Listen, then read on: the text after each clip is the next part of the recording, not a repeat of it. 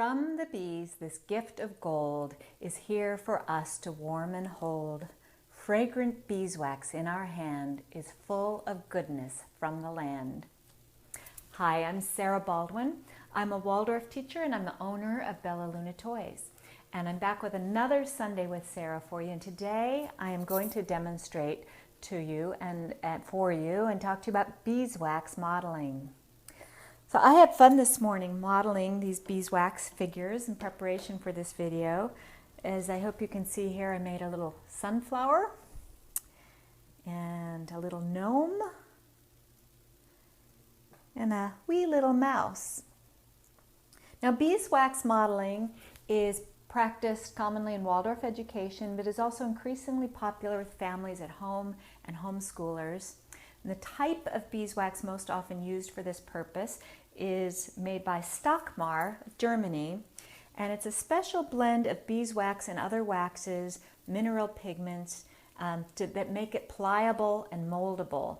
And Stockmar beeswax is the same kind we carry at Bella Luna Toys, and in fact is one of our top 5 bestsellers. So Stockmar beeswax comes in a wide variety of colors. It's completely non-toxic, safety tested to meet strict European standards for toy and children's product safety. And what makes it different from other modeling materials for children, such as Play-Doh or clay or plasticine modeling clay, is that it can be used over and over again without ever drying out. It comes in flat sticks like this, and has a beautiful translucent quality. Now, beeswax modeling can be used with children as young as 2, but I generally recommend it more for children ages 3 and up because it requires a certain degree of patience, fine motor skill, and focus. But the trick to modeling with beeswax is that it must be warmed up before you can mold with it. If one is not aware of that fact, it can be very frustrating to work with. So there are several ways to warm it up. When I was a Waldorf kindergarten teacher, my favorite way to have the children warm it up was to give them each a piece in their hands and have them hold it while I told them a story.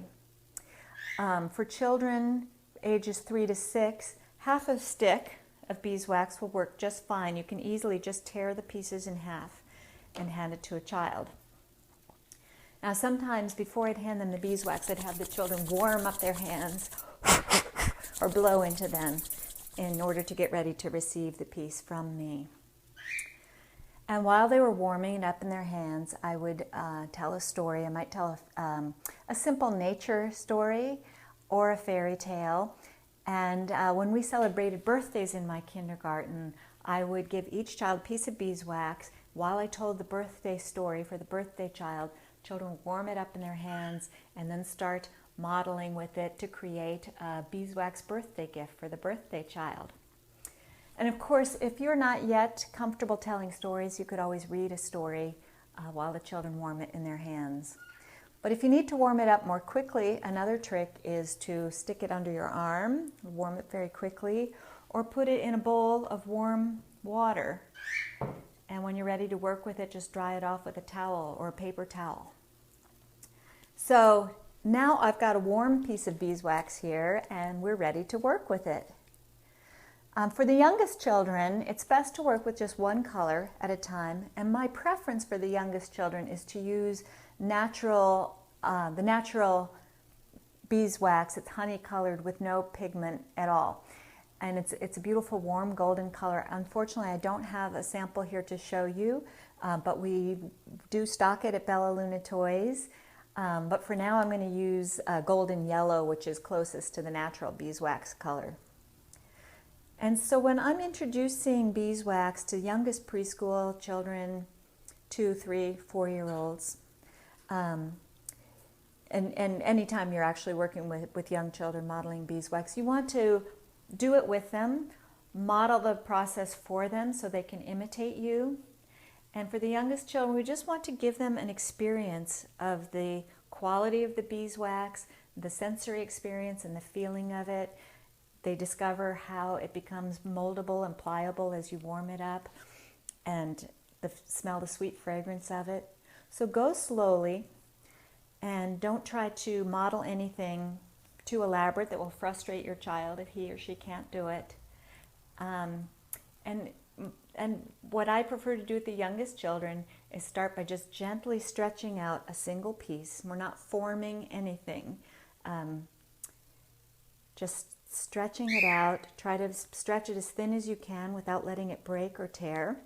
And as you go along, you can hold it up to the light and see its translucent quality as the light shines through. And kind of like clouds in the sky, you can ask your child what he sees in it. And this is enough. This is enough for a young child. And when it's all stretched out, some children might form it into a little bowl, or you could easily make a flower from this shape, or even a little butterfly. And after you're done with your modeling, you can display the pieces on a shelf or a nature table. One quality of beeswax is it's very warming to the hands. And the more one works with it, the warmer your hands become. Unlike pottery clay, which is a mineral and draws heat away from the hand, beeswax is an animal product. And Rudolf Steiner, the founder of Waldorf education, always stressed the importance of warmth for the young child. So another beauty of beeswax is after you finish modeling with it, and when it cools, it becomes rigid and hard again and will hold its shape, and can be rewarmed over and over again and reshaped and modeled with again numerous times. So with young children, you can take their previous creations and warm them up again into a ball or into a flat shape and give it to them again to work with time and again. So through kindergarten age, we allow children free expression with their beeswax. We don't tell them what to model. The youngest children may do something formless like this at first, but as they get older, 4 and 5 years old, they will naturally start wanting to make shapes of things like a little animal or a gnome. And you just leave it up to them. They might make little flowers or snails and so forth without any direction from an adult. So during the preschool years, I feel that working with single color is still enough. But let me show you how I made this little mouse with just a single color.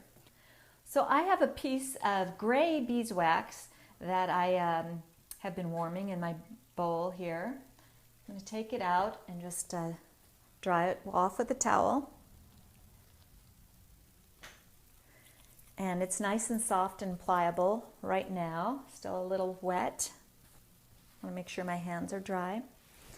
And then I'm just going to start by forming it into an oval shape. And so many animal forms start with an oval.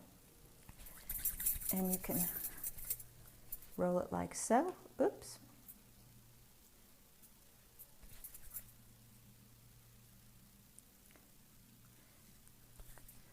And I'm trying to roll it to get any cracks out, get it nice and smooth.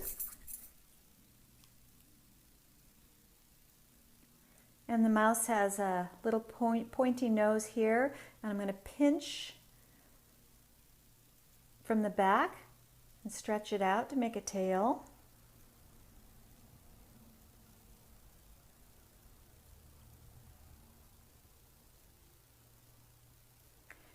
And then I can just pinch 2 little ears with my thumb and forefinger.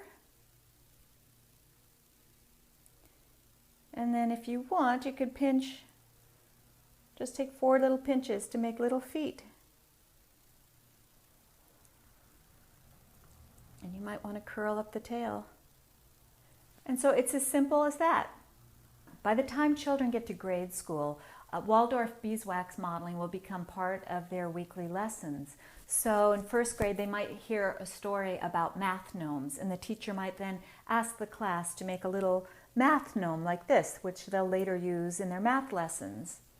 So for this figure, I've used two colors. When the beeswax is warm, it's easy, the pieces will just easily stick to one another. So I used white for his head and his beard and red for his body. You can also use the beeswax to shape letters and numbers as they're learning math and learning the alphabet. So I hope you get the idea. But if you're a homeschooler, your child doesn't go to a Waldorf school, modeling beeswax can easily be brought into the home and practiced at home. So, modeling beeswax is one of my highest recommendations when parents ask me about toys to keep their children occupied on trips and during travel. So you can easily put a few pieces in a Ziploc bag and bring it with you on long car rides or airplane trips, waits at the doctor's office. It can keep children occupied for a long period of time, and then they can make little figures that they may use later to entertain themselves and play with on long trips. So there are several choices of beeswax packages that we carry at Baldwin Toys. We have two sizes of the Stockmar wax. One comes with 6 sheets, one comes with 12, and in both cases each sheet is a different color.